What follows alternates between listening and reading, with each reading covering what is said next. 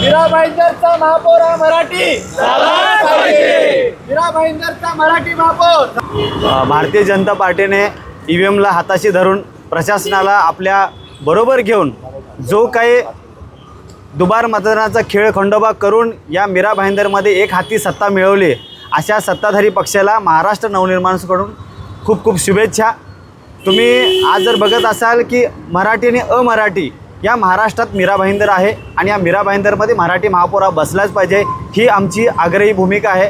कालच सन्माननीय आमचे नेते ठाणे पालघर जिल्हाध्यक्ष अविनाश दादा जाधव यांनी स्पष्ट केलेलं आहे की या मीरा भाईंदर महापालिकेचा महापौर हा मराठी नाही झाला तर महाराष्ट्र नवनिर्माण सेनेचं उग्र रूप या मीरा भाईंदरच्या इकडे स्थानिक नेते आहेत त्यांना बघायला मिळेल.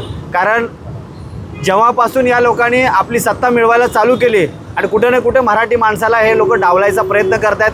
ते तुम्ही बघितलाच की मराठी माणसाला तिकीट नाकारून या लोकांनी अनेक अमराठी लोकांना तिकीट दिलं. पण त्यांना आम्ही तुमच्या माध्यमातून कळवू इच्छितो की मीरा भाईंदर हे महाराष्ट्रातच आहे आणि महाराष्ट्राच्या बाहेर नाही आहे.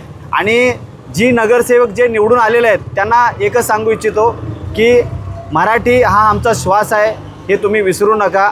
तुम्ही त्या मतदानाच्या दिवशी अनेक अमराठी लोकांनी जल्लोष साजरा केला निवडणुकीचा रिझल्ट येण्याआधी आणि त्यानंतर त्यांचं भाष्य होतं. अनेक लोकांनी जल्लोष साजरा केला की मराठी माणसाला खाली दाखवण्याचा त्या लोकांनी प्रयत्न केला आणि हा जो प्रयत्न त्यांचा मनसुबा आहे आम्ही कधीच यशस्वी होऊ देणार नाही. म्हणून आज आमची मागणी, आमचं जे म्हणणं आहे ते आम्ही आमच्या फलकाद्वारे आम्ही मांडत आहोत.